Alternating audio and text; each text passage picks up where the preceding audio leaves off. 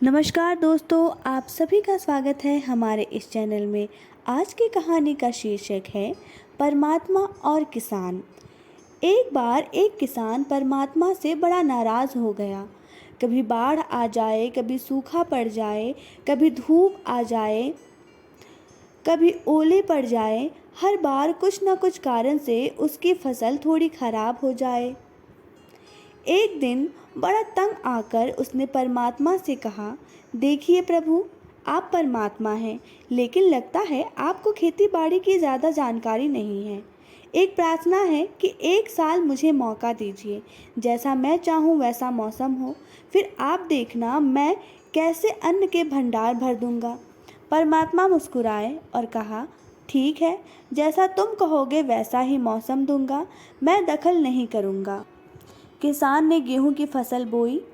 जब धूप चाही तब धूप मिली, जब पानी तब पानी। तेज धूप, ओले, बाढ़, आंधी तो उसने आने ही नहीं दी। समय के साथ फसल बढ़ी और किसान की खुशी भी, क्योंकि ऐसी फसल तो आज तक नहीं हुई थी।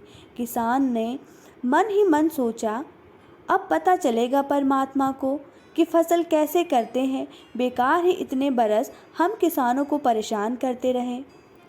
फसल काटने का समय भी आया। किसान बड़े गर्व से फसल काटने गया, लेकिन जैसे ही फसल काटने लगा, एकदम से छाती पर हाथ रखकर बैठ गया। गेहूं की एक भी बाली के अंदर गेहूं नहीं था।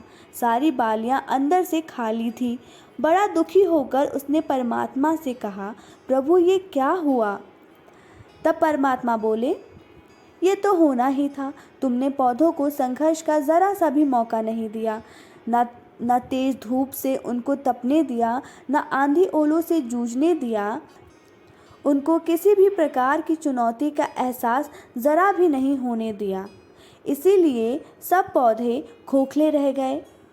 जब आंधी आती है, तेज बारिश होती है, ओले गिरते हैं, तब पौधा अपने बल से ही खड़ा रहता है। वो अपना अस्तित्व बचाने का संघर्ष करता है, और इस संघर्ष से जो बल पैदा होता है वो ही उसे शक्ति, ऊर्जा, उसकी जीवटता को उभारता है। सोने को भी कुंदन बनने के लिए आग में तपने, हथौड़ी से पिटने, गलने जैसी चुनौतियों से गुजरना पड़ता है, तभी उसकी स्वर्णिम आभा उभरती है, उसे अनमोल बनाती है। उसी तरह ज़िंदगी में भी अगर संघर्ष ना हो, चुनौती ना हो, तो आदमी खोखला ही रह जाता है। उसके अंदर कोई गुण नहीं आ पाता।